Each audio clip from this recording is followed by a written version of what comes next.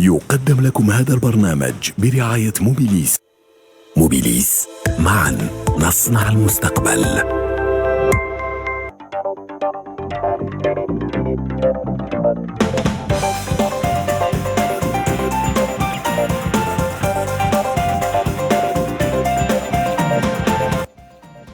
Très chers téléspectateurs, fidèles des rendez-vous économiques d'Al24 News, très heureux de vous accueillir sur le plateau des pros de l'écho en direct, une émission que nous consacrerons ce soir à l'essor mondial de la transformation digitale qui s'affirme de plus en plus comme une pratique, la pratique qui accompagnera l'économie de demain et permettra à plusieurs secteurs de réussir leur mue, une mue imposée par les changements géopolitiques, géoéconomiques, voire climatiques auxquels l'économie mondiale est sujette.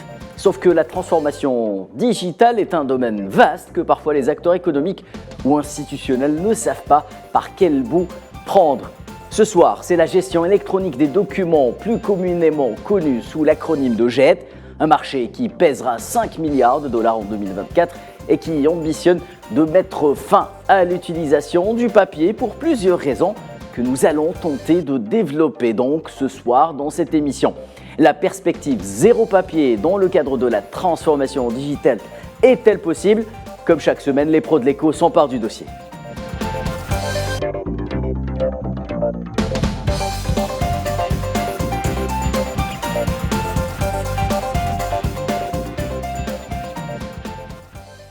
Alors pour parler justement de transformation digitale et de gestion électronique des documents, j'ai le plaisir d'accueillir ce soir sur le plateau des pros de l'écho Madame Manal Hanefi. Vous êtes directrice générale du cabinet ProArchive Solutions. Merci d'avoir accepté notre invitation. Merci pour l'invitation. Et pour vous accompagner, nous aurons également le plaisir d'accueillir en direct par Skype Younes Grar, expert international en digitalisation et en transformation digitale. Également, merci de nous rejoindre également, cher monsieur. Merci beaucoup pour l'invitation. Sans plus tarder, justement, monsieur Grar, nous allons commencer le débat avec vous. Alors, la transformation digitale, elle est partout, hein, donc difficile d'y échapper en ces temps où la technologie, la haute technologie prend le dessus sur l'économie mondiale. Comment qualifieriez-vous cette dynamique? Est-ce plutôt un besoin, une nécessité ou carrément un chemin inévitable? Non, je pense que depuis des années, ces nouvelles technologies ou ces technologies numériques ont prouvé à tout un chacun que c'est presque une nécessité. On ne peut pas vivre sans smartphone, sans email, sans les réseaux sociaux, sans applications intelligentes. Et par la suite, pour les gens qui avaient des doutes avec le phénomène de la COVID-19, les gens qui avaient des doutes se sont rendus compte que sans technologie, on ne pouvait pas vivre. Oui. Titre d'exemple, les gens ont découvert que sans l'enseignement à distance au niveau des universités et des lycées, on aurait risqué d'avoir une année ou 2 années carrément blanche, oui. Et on a découvert aussi qu'on pouvait tenir des réunions à distance, des réunions de travail, des conseils des ministres à distance. Donc, avec toute l'importance qu'a cette activité, une réunion du gouvernement qui se fait à distance, donc automatiquement, le travail à distance, les réunions à distance pouvaient se faire en se basant sur ces nouveaux outils. Et bien sûr, on a découvert aussi qu'on pouvait et qu'on n'avait pas de choix pour payer les factures parce que les entreprises étaient fermées, on ne pouvait pas se déplacer et pour continuer à utiliser Internet, comment payer nos abonnements? Donc on s'est mis de force pour le paiement électronique. Et on a vu que les pays qui étaient très avancés dans le domaine des technologies ont eu moins de problèmes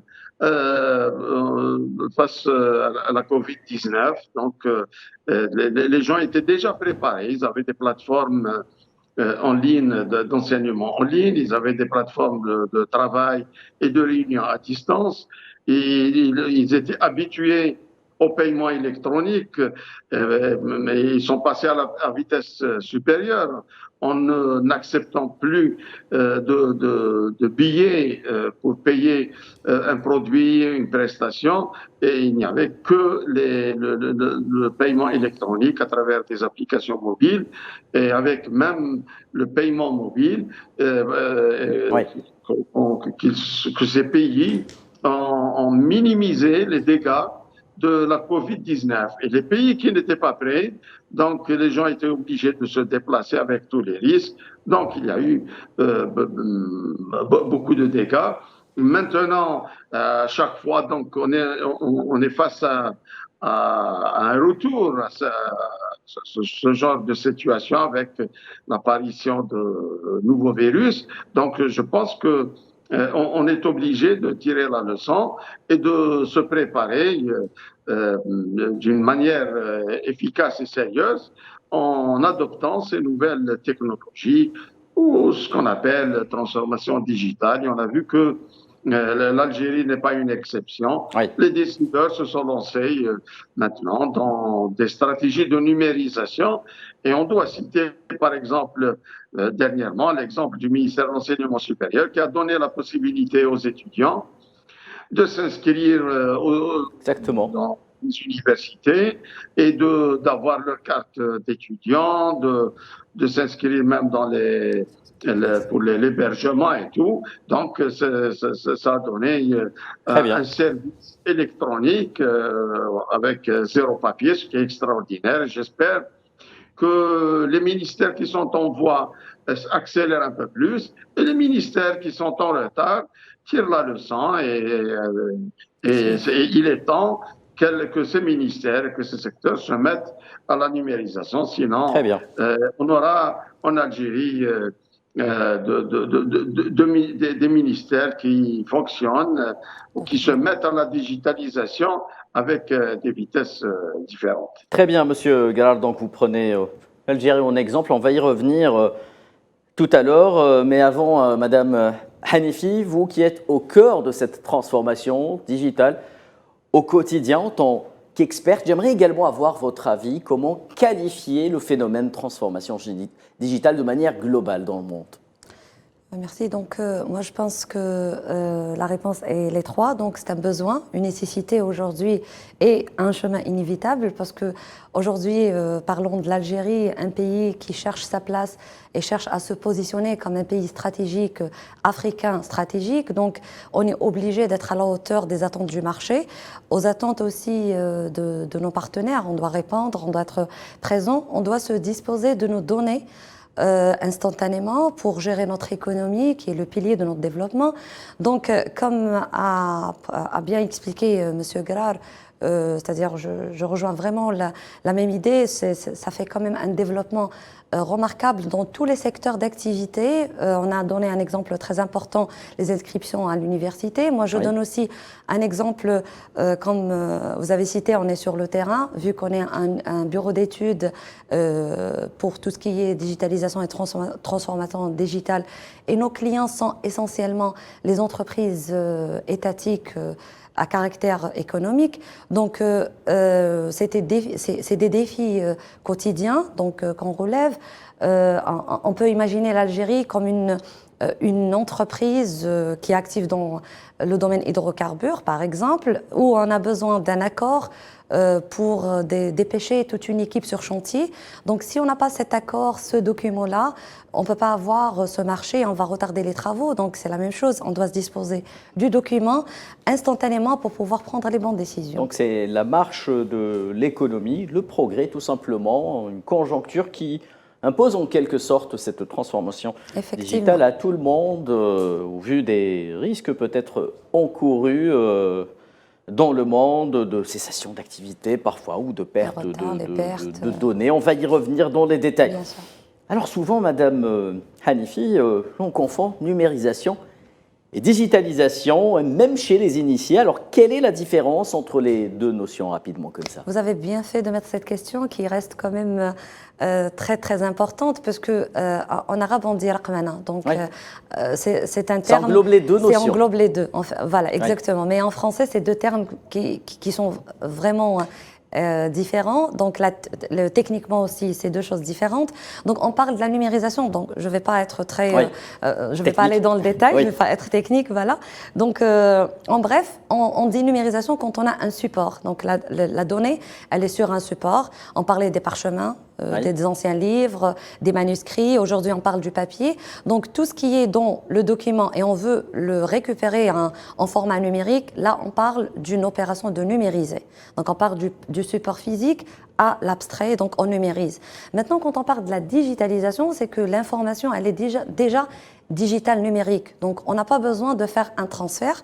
Et c'est ce qu'on appelle la transformation digitale aujourd'hui. C'est de transformer nos méthodes de travail pour ne pas être dans l'obligation d'avoir des supports et les numériser. C'est de travailler directement sur des supports digitaux qui peuvent nous permettre d'exploiter les données qu'ils renferment. Je me permets de synthétiser, de résumer. Donc, la numérisation est l'étape préalable à la digitalisation, si j'ai bien compris. Et effectivement, si on parle de concept, oui. Donc on doit numériser ce qu'on a et mettre en place un système de transformation digitale pour pouvoir digitaliser à partir d'aujourd'hui, si on peut dire. Donc, c'est deux opérations sont séquentielles. Oui, voilà, séquentielles qu'on doit bien sûr respecter l'une après l'autre.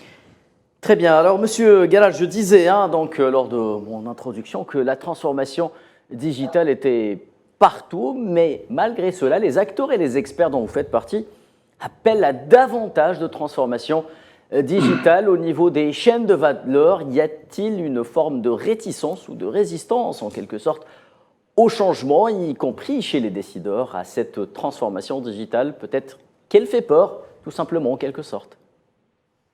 Oui, avant de répondre à cette question, donc, je donne un complément d'information concernant la terminologie, donc oui. Numérisation, digitalisation et transformation digitale. La numérisation, comme l'a bien expliqué Mme Hanifi, c'est numériser les documents qu'on a, soit en forme papier, fichiers sonores, les vidéos, etc.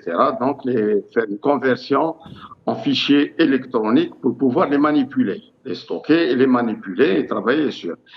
La deuxième étape, c'est comment, disons, informatiser, numériser le process de traitement de ces données. Un dossier, comment est-ce qu'il est traité par le personnel d'une administration? C'est un document qui est lu, qui est synthétisé, il reprend quelques informations, quelques données, il donne un avis, puis il passe le document à un autre service pour le traiter et donner un avis, etc.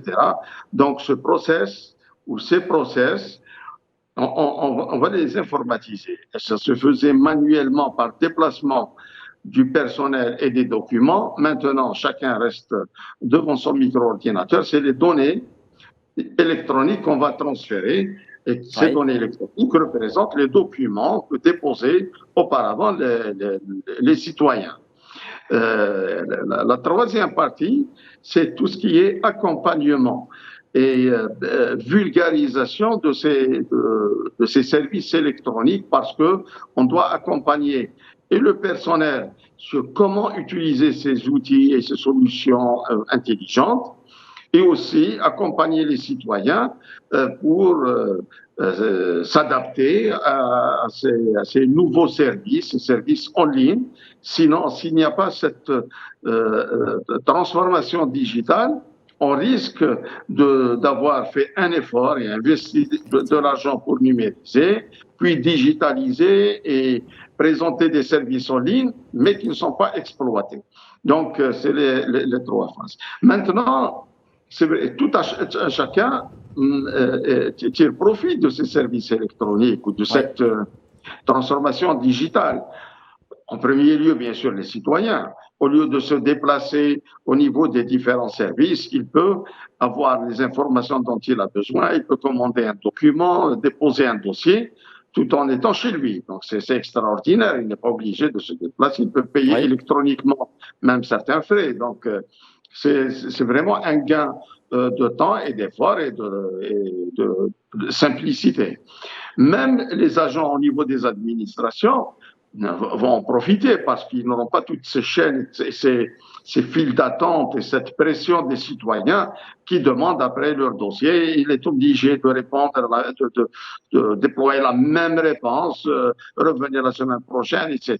Et des fois, les citoyens ne comprennent pas. Donc, il y a cette incompréhension qui met l'agent devant des difficultés et de la pression. Et on remarque, c'est pas pour rien que les gens ont problème de ces maladies, de tension, d'AVC, etc.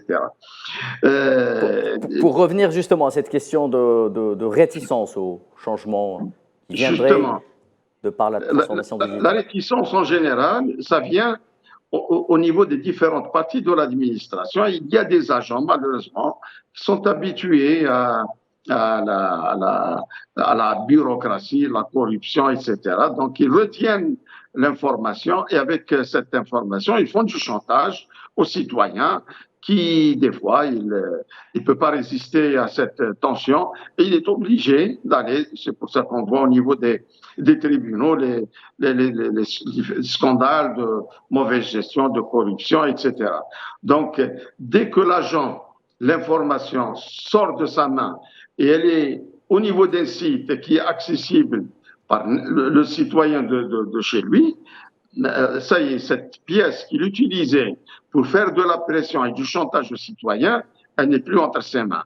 Et là, ça pose bien sûr, en fin de compte, c'est une perte de gain pour ces agents parce qu'ils vivaient de ces actions de bureaucratie.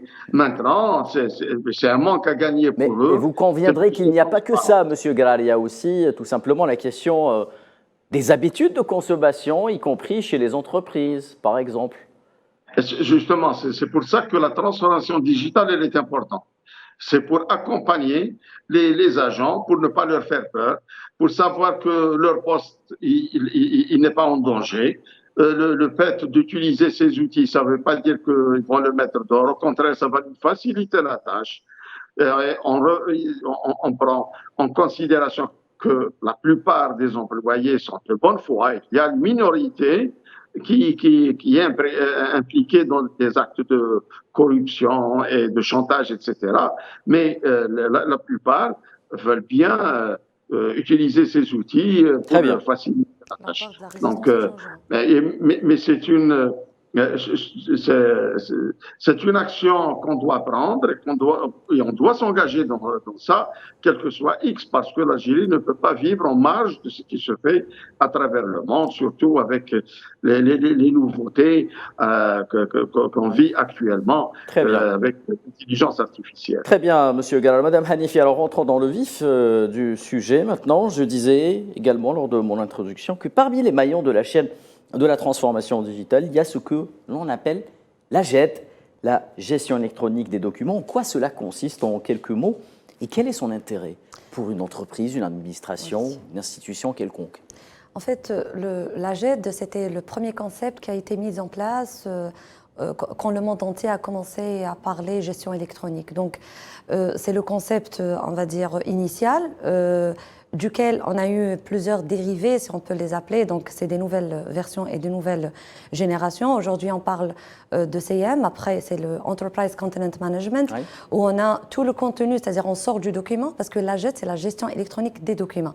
Donc, le support dans une GED, c'est uniquement les documents. Après, on a développé ce qu'on appelle la gestion de contenu. Donc, le contenu, ça peut être un fax, ça peut être un support audiovisuel, une vidéo. Donc, on a développé le contenu autour d'un système. Donc, c'est pour un petit peu joindre toutes les données au sein d'une entreprise et pouvoir les exploiter à la fois. Et aujourd'hui, on parle des CSP, donc les nouveaux systèmes avec les nouvelles technologies. On introduit aussi l'IA, l'intelligence artificielle dedans. Donc là, on est dans une atmosphère où on va faire toute les manipulations nécessaires pour pouvoir quand même utiliser tout le contenu dont on dispose, bien sûr pour développer notre savoir-faire, pour faire quand même notre travail d'une façon plus efficace, comme a précédé et a précisé M. Grar. Donc aujourd'hui, on cherche quand même un système qui est plus fiable parce que on évite toute perte du temps, toute perte d'information. Donc l'information, elle passe d'un service à un autre d'une façon plus fluide. Son rôle, il se résume quand même en deux mots. Donc c'est préserver ces données et pouvoir mieux les exploiter. Si on exploite mieux ce qu'on a, donc les données soit qui sont archivées, soit qui sont exploitées tous les jours, donc si on exploite bien ce qu'on a, donc on pourra vraiment développer notre travail, notre activité et pouvant aller carrément de l'avant. Alors si j'ai bien compris, je vais être un peu taquin là-dessus, hein, donc l'ennemi de la JED, c'est le papier. Non, l'ennemi de la JED, c'est la résistance au changement. Très bien. Voilà, c'est la résistance au changement. Et donc, quelle est la relation entre cette perspective, en quelque sorte, de zéro papier, une notion, une idée qui avance petit à petit dans le monde et la gestion électronique des documents? Donc, le zéro papier, c'est-à-dire c'est le zéro papier dans nos axes quotidiens. Donc, dans nos actes, quotidiens. Donc, aujourd'hui, on a des paraphes, donc on a des documents qui circulent au sein de l'entreprise. Qui s'entassent, disons. Voilà, on rentre dans des bureaux. Nous, on est toujours, c'est-à-dire sur le terrain. Donc, on rentre chez un directeur, on le voit à peine parce que le monsieur, il est entouré de paraphes qui attendent de la signature. Oui. Donc, tous ces documents-là qui sont intermédiaires dans la plupart du temps. Donc, on ne parle pas des documents qui doivent être à la fin signés, cachetés, même si la signature électronique existe aussi et elle est en train d'avancer considérablement en Algérie, mais au moins qu'on réduise toute la partie des documents qui sont intermédiaires. On a des versions, donc on fait des modifications, le document il part, il revient, il part, il revient, et tout ça c'est de l'impression. Donc les projets GED aujourd'hui, c'est le terme communément connu. Oui. Donc les projets GED aujourd'hui, c'est des investissements qui ont un retour imminent, donc on va économiser jusqu'à 80% du papier. Je vais donner un chiffre d'affaires global tout à l'heure. Bien, voilà. Donc on va économiser l'usage du papier et on va être plus efficace dans la gestion de nos process métiers.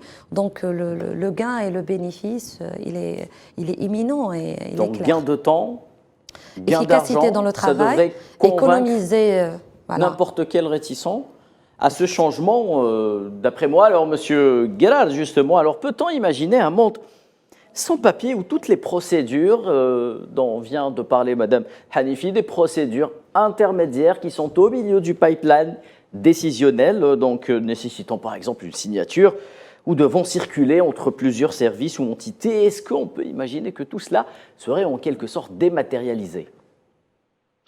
Je pense qu'on y va parce qu'avec la crise économique, on est obligé de faire des efforts pour réduire les investissements qu'on fait qui sont inutiles. En parlant par exemple du ministère de l'Enseignement supérieur, je me souviens lorsque l'inscription en ligne a été lancée, je pense en 2017, où l'étudiant n'était pas obligé de se déplacer et de ramener l'extrait de naissance, la résidence, etc. Toutes ces informations étaient présentées, étaient disponibles sur le système d'information du ministère de l'Intérieur. Donc, à travers la plateforme sur laquelle s'inscrit l'étudiant, où il met son numéro d'identité biométrique, donc automatiquement, toutes ces données de l'état civil sont retirées du système d'information de l'intérieur, et toutes les données, les formulaires qu'il remplissait sur papier et faisait des photocopies étaient posées, donc il les récupérait, il les remplissait en ligne, etc. Même certains documents d'autres ministères, les notes, etc., le bulletin de notes de l'éducation étaient disponibles en version électronique. Donc ça a donné un résultat où l'étudiant pouvait s'inscrire, les nouveaux bacheliers pouvaient s'inscrire en ligne sans ne présenter aucun papier. Qu'en est-il du volet économique, M. Gérard? Avait déclaré en ces temps que le ministère, en lançant cette inscription en ligne, en 2017, le ministère a économisé plus de 100 milliards de centimes. C'est 100 milliards de centimes qui étaient dépensés pour les papiers, les boîtes d'archives, les photocopies, les déplacements, etc. Maintenant, on est passé à une étape supérieure. Maintenant, on a presque tout le process qui est digitalisé, où il y a 0% papier, ce qui est extraordinaire. 0% papier. Si le ministère de l'enseignement supérieur pouvait le faire, je pense que les autres ministères...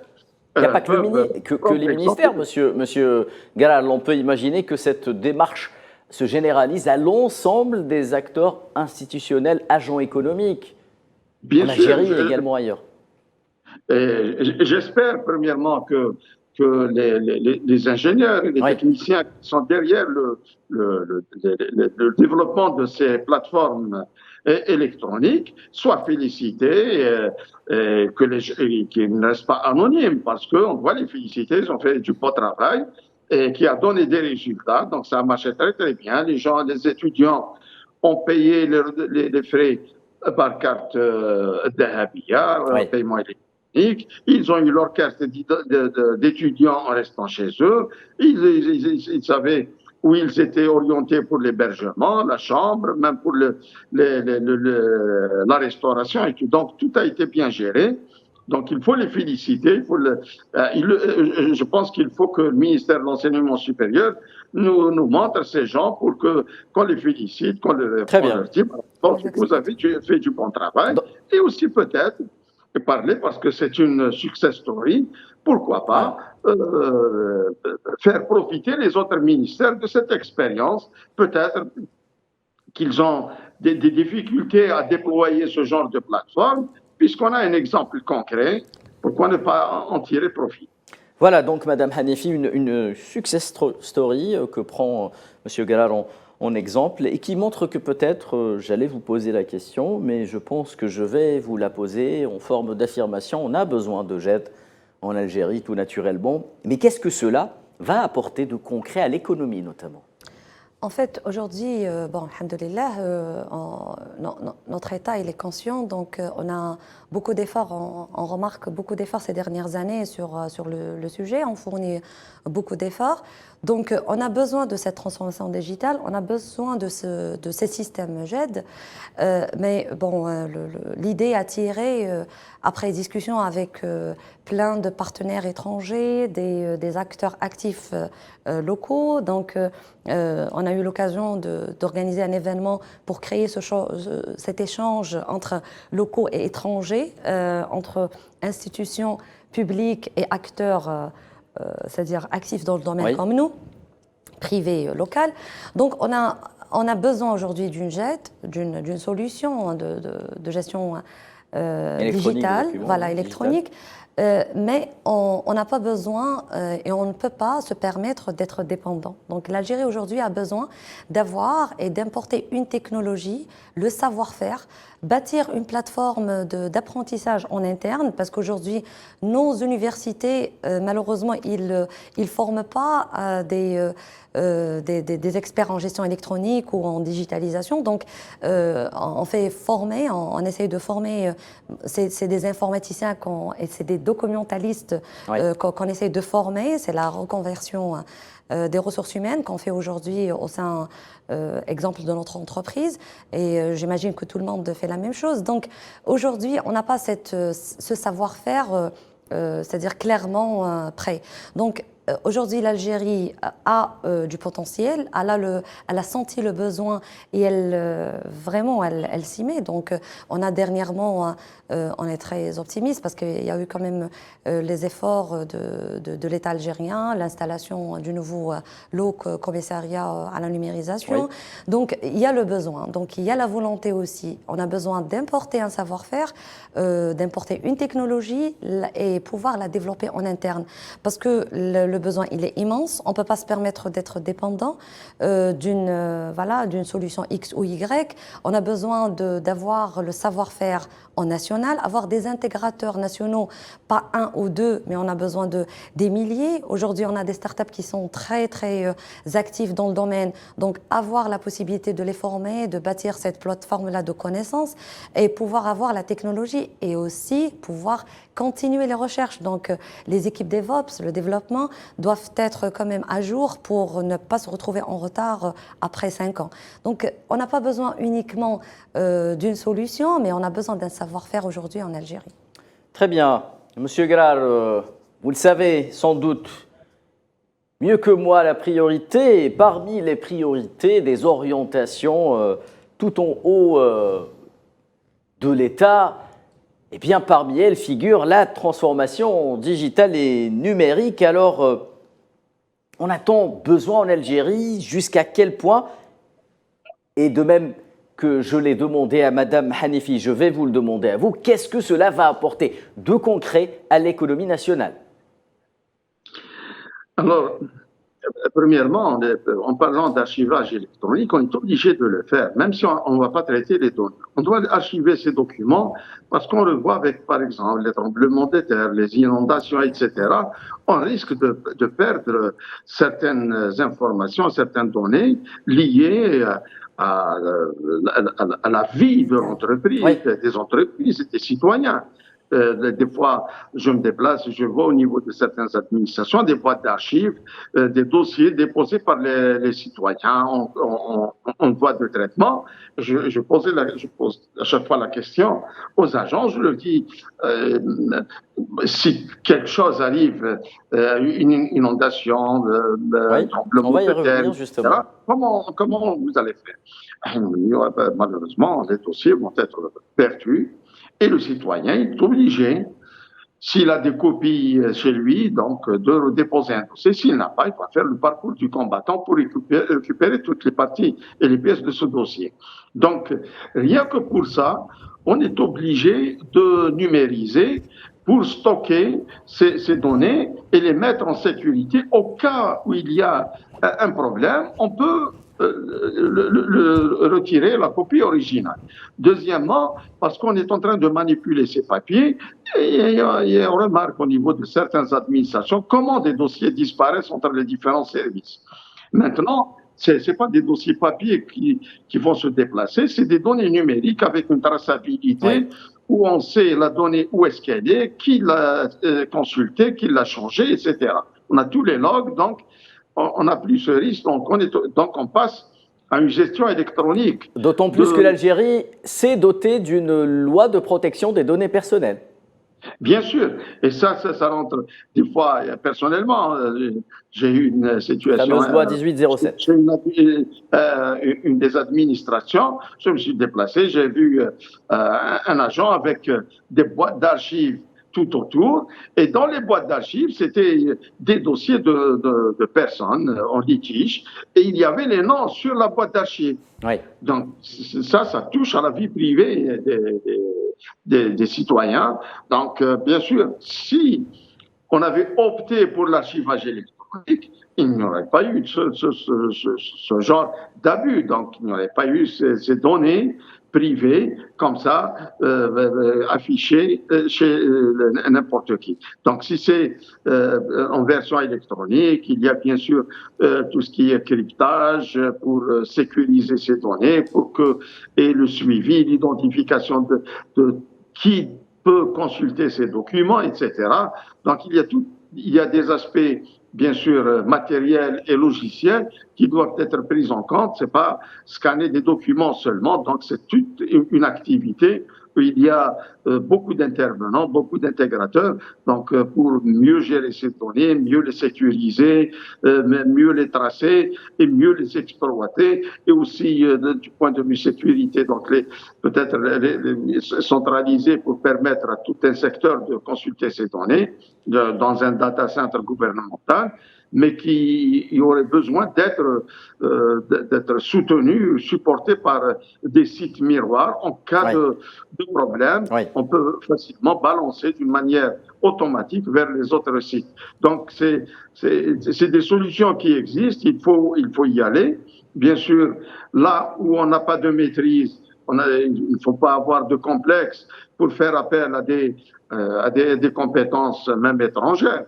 Mais bien sûr, toujours à côté de compétences locales qui doivent accompagner les décideurs dans la prise de décision, dans la gestion de tels projets. Il ne faut pas laisser un administrateur, un financier, c'est lui qui gère le projet avec une entreprise, entre guillemets, technique. Donc, il faut des intermédiaires. Et, alhamdoulilah, en Algérie, on a des entreprises qui sont très compétentes. On a des compétences formées par les écoles et les universités. La preuve, beaucoup de ces compétences se retrouvent à l'étranger, dans des multinationales. Donc, il n'y a pas de doute. Sauf qu'il faut leur donner la possibilité, les mettre à l'œuvre, leur faire confiance pour accompagner cette transformation digitale, choix de technologie, choix d'équipement, choix de logiciels. Et là où on peut développer, on développe. Si vous voulez bien, c'est la meilleure solution d'avoir sa solution en local pour éviter cette dépendance, pour avoir cette souveraineté numérique. Surtout que maintenant, on s'est lancé dans tout ce qui est cet écosystème des startups, et on a trouvé on découvre qu'il y a des startups algériennes qui ont des idées très intéressantes et qui ont atteint certains résultats satisfaisants. Il faut leur faire appel, il faut les impliquer dans ces projets de digitalisation ou de transformation digitale. Très bien, monsieur Guelal. Alors, madame Hanifi, transformation digitale, JET, c'est avant tout de l'économie. L'économie, c'est un marché. Le marché, c'est un chiffre d'affaires. Alors, selon l'analyse de Global Market Insight, le marché de la gestion électronique des documents est en pleine expansion. Selon les prévisions, il devrait croître de 15% pour atteindre, écoutez bien ce chiffre, 5 milliards d'euros en 2024. Comment expliquer un tel essor, un tel chiffre ? Je trouve que le chiffre est très logique et correct parce que si ça prouve quelque chose, ça prouve que le monde entier va vers cette direction. Donc tout le monde essaie de s'armer des outils nécessaires parce que l'économie aujourd'hui, elle est digitale à 100%. Alors il ne s'agit plus de niche maintenant, c'est un marché à part entière. C'est un marché à part entière. Donc on a les éditeurs des solutions, on a les partenaires, les intégrateurs qui sont là. Donc la nécessité, elle est là. Donc tout le monde est d'accord, c'est le monde entier qui est d'accord. On a besoin de ces outils, bien sûr avec toute la partie qui accompagne donc l'infrastructure informatique nécessaire, les systèmes de protection des données. Peut-être qu'on pourra revenir sur le sujet. Donc c'est pas qu'un système, mais c'est un tout. Donc c'est des outils qui doivent être déployés à la fois. Donc aujourd'hui, l'Algérie aussi a considéré une enveloppe budgétaire assez conséquente pour l'année 2024. Cela prouve encore une fois la volonté de notre pays d'aller et aux autorités de l'État, et aux autorités d'État pour aller c'est-à-dire vers cette direction. Donc je pense qu'il faut juste il faut qu'on harmonise un petit peu nos efforts. Donc aujourd'hui, il y a les ministères qui font un énorme travail, il y a les entreprises étatiques publiques à caractère économique qui ont senti le besoin depuis je dirais 15-10 ans. Donc, ils se sont déjà dotés des systèmes nécessaires parce que c'est l'économie. Retarder une opération, c'est un chiffre d'affaires de moins. Donc, ils ont tout de suite compris le besoin, ils l'ont fait. Là, il faut développer. Donc, il faut créer cet écosystème. Qu'est-ce qui nourrit ce marché principalement? C'est les coûts importants des solutions? C'est bien cela proposé, justement ou oui, c'est le coût essentiellement des solutions. D'où l'importance pour l'Algérie de se doter de ses propres solutions. Oui. Donc, nous, on est en train c'est-à-dire, on fait des efforts dans cet axe-là parce qu'on ne peut pas être dépendant, comme j'ai dit tout à l'heure. Pourquoi pas les proposer à d'autres pays en Afrique, par exemple? Voilà. On a organisé un événement, Projet 2, c'était la deuxième édition du 24 au 26 septembre, avec partenariat avec le cluster digital africain. Donc, là, l'Algérie aujourd'hui se positionne comme un pays stratégique et elle peut carrément exporter son savoir-faire aux pays africains. Personnellement, j'ai eu l'occasion et l'honneur de contribuer à la mise en place de tels systèmes au Sénégal, en Tunisie, avec des partenaires. Donc, pourquoi pas aujourd'hui monopoler carrément le marché algérien, c'est-à-dire maîtriser D'abord, nos oui, efforts. premier D'abord, temps, c'est oui. travailler comme M. Grar, c'est la fameuse phrase de M. Grar, il nous faut un chef d'orchestre. Donc, il faut juste joindre un petit peu l'organisation Oui. et les efforts qui sont aujourd'hui fournis pour maîtriser ça en interne et attaquer directement les marchés africains qui sont très, très porteurs et très demandeurs aujourd'hui à nos services. Alors, selon plusieurs experts, Madame Hanifi, justement, la JET pourrait être la solution idoine à quelques problèmes qui donnent des maux de tête à pas mal de dirigeants dans le monde. Je donne en exemple celui des catastrophes naturelles. Nos frères au Maroc, en Libye, viennent d'en faire la triste expérience le mois dernier. Alors, d'un point de vue de sauvegarde de bases de données, avant tout, personnellement, si j'étais décideur ou chef d'entreprise et que je dois gérer de la propriété intellectuelle, tout simplement, cet argument me suffirait pour me lancer dans de la JET dans le cadre d'une transformation digitale. Qu'en pensez-vous ? Effectivement, donc une telle solution s'inscrit dans un plan de continuité d'activité, c'est le PCA. Donc en cas de catastrophe naturelle ou un problème quelconque, donc on a vu des cas, une salle d'archives complète qui prend feu, par exemple, parce que dans la plupart des cas, et malheureusement, je le dis avec beaucoup de tristesse, nos données et nos archives ne sont pas conservées dans les conditions adéquates, donc on ne respecte pas toutes les normes nécessaires, on fait beaucoup plus du stockage que de la conservation. Oui. Donc, dans un tel cas, il faut se doter d'une copie électronique. Donc, avec les normes en vigueur, on peut avoir une reproduction des documents. M. Grar a cité un exemple très important, c'est d'avoir les noms des employés concernés des dossiers à l'extérieur. Ça ne respecte pas les normes d'archivage physique, même pas avant d'aller au numérique. L'anonymat, elle est importante.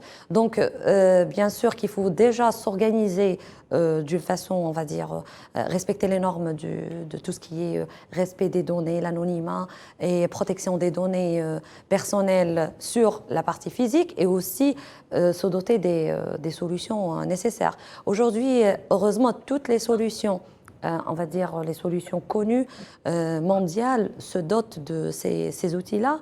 Elles respectent les normes RGPD, protection des données, protection Europe, des droits européennes et tout. Donc, l'AFNOR aussi, donc toutes les solutions qui se respectent aujourd'hui sont déjà dotées. Donc je rejoins votre avis, donc en tant que décideur, une fois se doté d'un outil pareil, c'est vraiment notamment un moins de cassement de tête. Disons-le, en temps de guerre économique, cela pourrait donner un avantage sur d'autres pays. Monsieur Gall, il me reste moins de 5 minutes, j'aimerais vous poser une question à chacun. Je commence par vous. Il y a un lien entre la JED aujourd'hui, la transformation digitale et l'intelligence artificielle.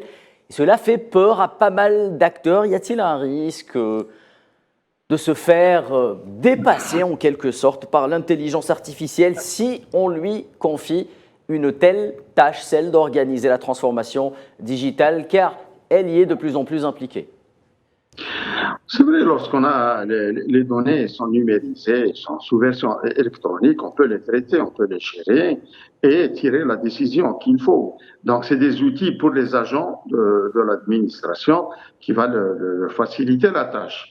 Sauf qu'avec l'intelligence artificielle qui va apprendre de ce que fait l'agent, donc c'est tout à fait normal, ça va lui faciliter la tâche, mais il y a toujours le risque où il va faire tout ce que fait l'agent. Et là, donc, le décideur va se rendre compte que l'agent, il est en plus. Donc, il doit le déployer ailleurs. Parce que la finalité de tout ce qu'on est en train de faire, de parler de transformation digitale, etc., c'est pour tranquilliser et faciliter la vie aux citoyens, lui présenter un service de la manière la plus facile, la moins contraignante. Et lorsque le citoyen, il est à l'aise, il est tranquille, c'est tout le pays qui est stable, etc. Dès qu'il y a des problèmes de transparence, de corruption, etc., c'est tout le monde qui est sous pression avec tout ce que ça engendre comme instabilité. Donc c'est pour ça que c'est une solution incontournable. On est obligé d'y aller. Et lorsqu'on parle de transformation digitale, il y a digitalisation. Une étape très importante, c'est la numérisation, c'est l'archivage électronique. On est obligé d'y aller. Et des fois, on me pose la question, combien ça va nous coûter l'archivage électronique? Et moi, je vous dis, combien ça va nous coûter Oui, le fait de ne pas passer à l'archivage très électronique? bonne question. Lorsqu'on va perdre nos données, Oui, c'est les dégâts qu'on va subir, ça va se chiffrer en milliards de dollars. Donc, il vaut mieux être intelligent et investir dans des solutions intelligentes qui nous permettent d'éviter ce genre de problème en cas de très bien. catastrophe. Très bien, monsieur Mais Gara. Il me reste quelques à chaque secondes fois, pour... j'ai une copie Oui, qui est cachée et j'ai une copie électronique qui est sauvegardée, qui est sécurisée, que je peux retirer et exploiter à très bien. n'importe quel moment. Madame Hanefi, quelques secondes pour répondre à la dernière question de cette émission. Alors, de quoi a-t-on besoin concrètement pour cet archivage électronique au sein d'une entité économique essentiellement? Et comment appréhender la question des data centers, qui est un peu le nerf de la guerre de cette activité? Rapidement, si vous le voulez. Effectivement, déjà, vous avez bien dit que le couple intelligence artificielle avec la gestion électronique des documents fait peur. Oui, en discutant avec des chefs d'entreprise ou des institutions, on sent tout de suite la frustration parce que les données sont là, ils sont facilement exploitables, Oui. on comprend. Mais aujourd'hui, on doit quand même exploiter l'IA pour analyser, pour synthétiser, parce que se disposer de la donnée est une chose, mais c'est-à-dire pouvoir l'analyser et tirer des informations et l'exploiter au mieux, c'est une autre. Donc là, on Oui. est obligé d'utiliser l'intelligence artificielle, juste qu'il faut se doter des moyens importants, nécessaires, infrastructures, solutions de protection nécessaires, donc tout ce qui est cyber. Oui. L'Algérie a fait quand même un progrès sur ce volet-là. Donc cybersécurité et tout ça, on est obligé. Très bien. Donc pour pouvoir exploiter au mieux les outils. Voilà, merci beaucoup. Madame Hanefi, directrice générale de ProArchive Solutions, vous étiez en direct avec nous ce soir chez les pros de l'éco. Younes Gral, expert international en digitalisation et en transformation digitale. Vous étiez quant à vous en direct avec nous sur Skype depuis Alger. Mesdames et messieurs, c'est la fin des pros de l'éco. Je vous donne rendez-vous néanmoins dès la semaine prochaine. Excellente soirée sur Al24.